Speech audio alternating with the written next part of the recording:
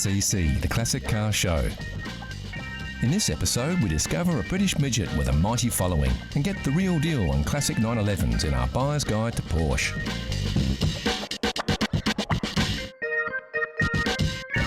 We go automotive treasure hunting and blow the dust off some classics as we talk about the coveted barn find. Also on the show, how well do you know your chrome? We'll put you to the test. We'll look at a car of today that may well turn out to be a classic of tomorrow, and try to get to grips with a couple of American beauties with a very big road presence.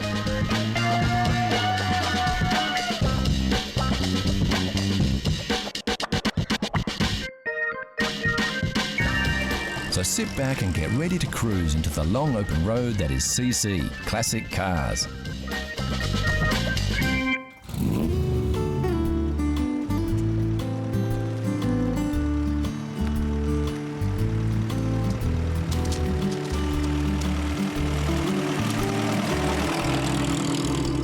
Few cars evoke the kinds of emotions that this classic British roadster induces, with its nod to the early beginnings of open-top motoring.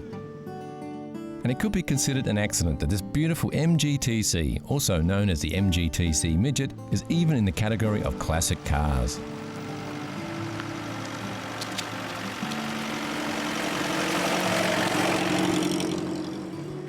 The MG story started in 1928 with the release of its first vehicle, the M-Type or Midget, and it was an immediate success. It was produced and refined for nearly 10 years before the first MGT, the TA, was released in 1936. Well in a vintage class and not even close to the classic era.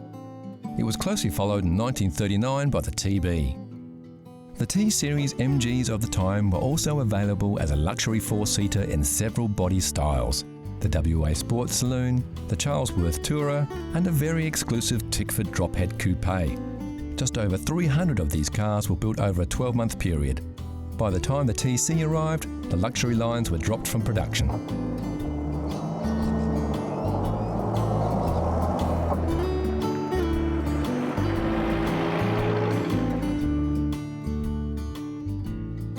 Like most car manufacturers of the time, the war put the brakes on any new car models, and the post-war industry was simply a matter of dusting off old designs and going back into production.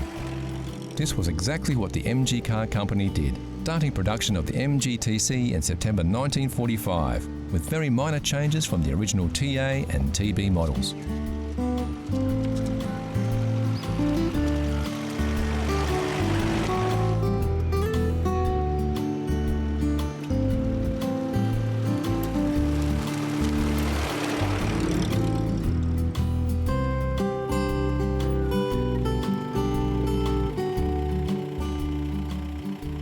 The TC was a pre-war car in a post-war market, and management at MG didn't have any high hopes for its success, but forged ahead anyway while they worked on designs for future models.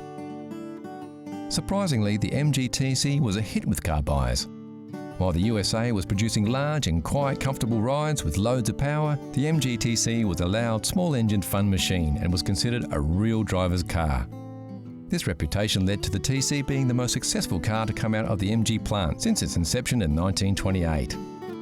Exactly 10,000 production versions of the MG TC were produced from September 1945 to November 1949, a larger number than any previous MG model.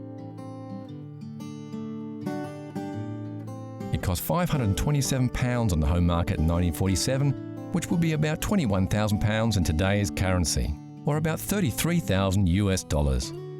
Many of the TCs were exported from the UK to the USA, even though it was never built in a left-hand drive configuration.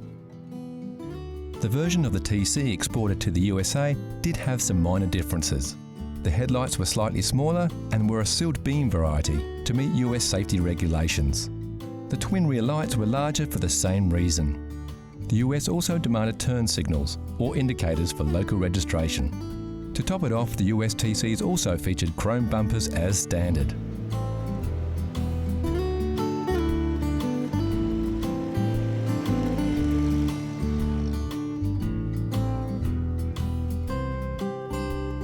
This particular MG TC is a fantastic example of a beautifully kept vehicle. The The styling is unmistakable, with the classic wire wheels, synonymous with MGs, featuring the propeller-style knockoff, emblazoned with the MG logo. The organic lines of the rolling fenders that sweep right back to create running boards are in stark contrast to the angular, rigid structural design of the front end and the classic tool grille. Rounded chrome external headlights really accentuate the initial design era of the vehicle. Later models had these incorporated into the fenders for a more modern look. Driver comforts are at a minimum in the MG-TC. A cockpit-style driver position in front of a very retro spoke steering wheel set the tone for a plain but functional interior. Classic instrumentation spread right across the dashboard, a flat windscreen and suicide doors are all hallmarks of a time long gone.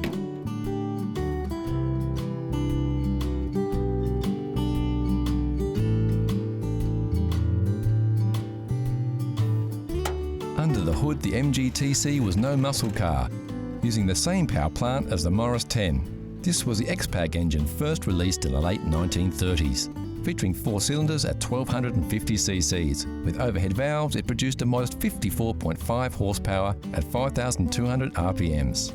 It was a reliable workhorse though, and had enough juice to keep the driver in that low cockpit flying around the corners.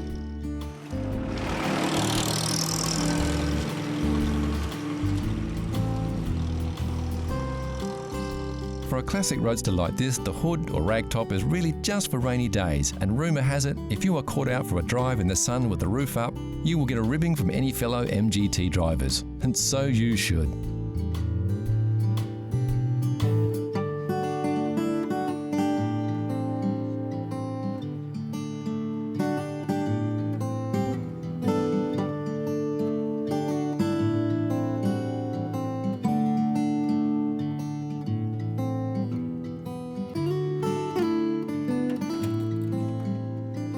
The MGT stayed in production until 1955. Over 56,000 cars, and 21 years later it was replaced by the MGA.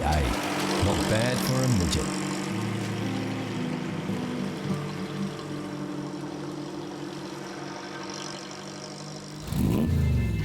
Here's a challenge for all you classic car fans.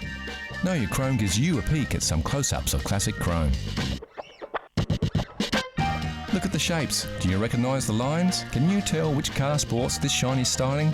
It's too early for clues, but we can tell you it's a car, it's a classic, and it's very, very cool. Look closely, and we'll give you more hints later in the show.